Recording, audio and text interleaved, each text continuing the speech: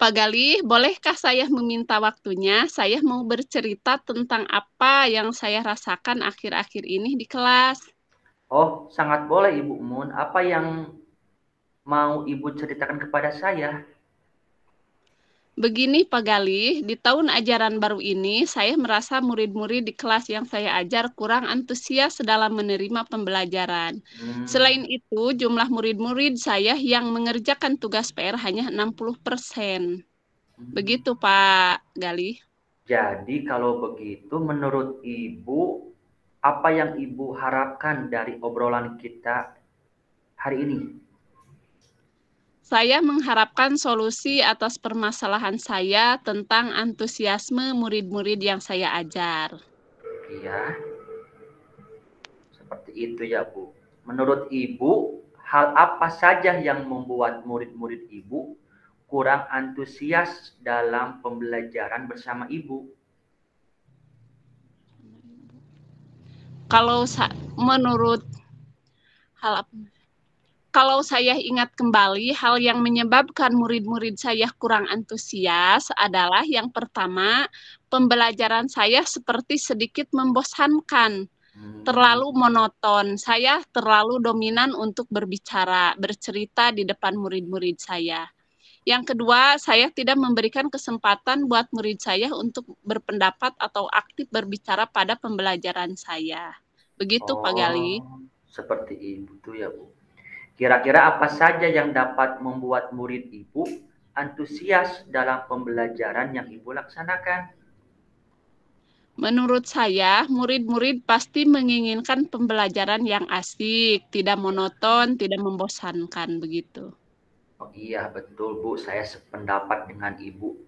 Lalu menurut pendapat Ibu, apa saja yang bisa membuat murid-murid asik dan tidak bosan pada pembelajaran yang Ibu laksanakan? Menurut saya, pembelajaran harus berpusat pada murid, diminta untuk aktif dalam pembelajaran. Kemudian ada ice breaking ataupun game supaya pembelajaran lebih menarik begitu, Pak. Iya, iya betul Bu. Lalu Bu, mengenai tugas yang diberikan kepada murid-murid, apakah penyebabnya sehingga kurang antusias dalam pengumpulan tugas yang hanya 60% itu Bu?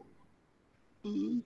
Kemungkinan karena tugas saya terlalu banyak dan berisi banyak pertanyaan tanpa saya memberikan sumber belajar yang beragam dan mengasihkan. Oh, seperti itu. Kalau boleh tahu nih Bu, Ibu menggunakan sumber belajar apa saja di kelas Bu? Saya bisa menggunakan buku teks yang ada di perpustakaan. Apakah sumber belajar lain ada Bu selain dari buku teks? Saya pikir banyak ya sumber belajar seperti video, YouTube, artikel di blog, ataupun tulisan ilmiah di internet. Atau bisa juga kita menggunakan aplikasi yang sedang tren.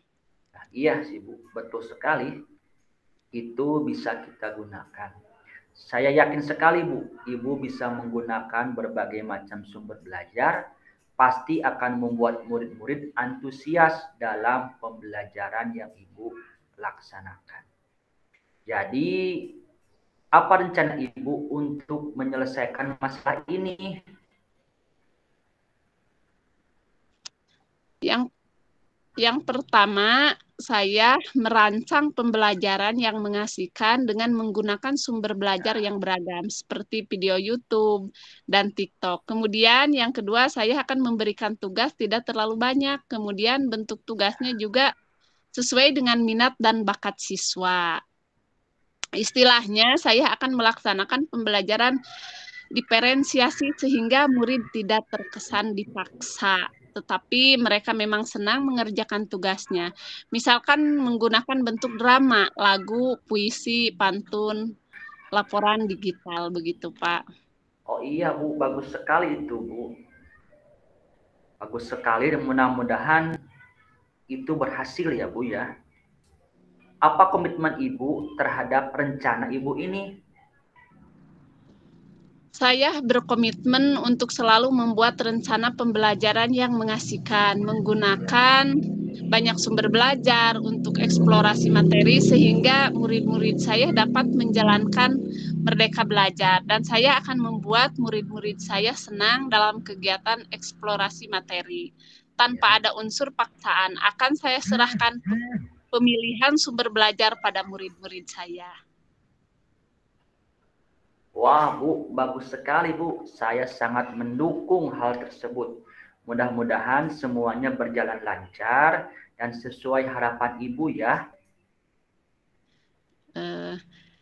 Iya, Pak. Terima kasih Pak Galih atas waktu untuk sharing. Mudah-mudahan kita semua bisa menjadi guru yang selalu dirindukan oleh murid-muridnya.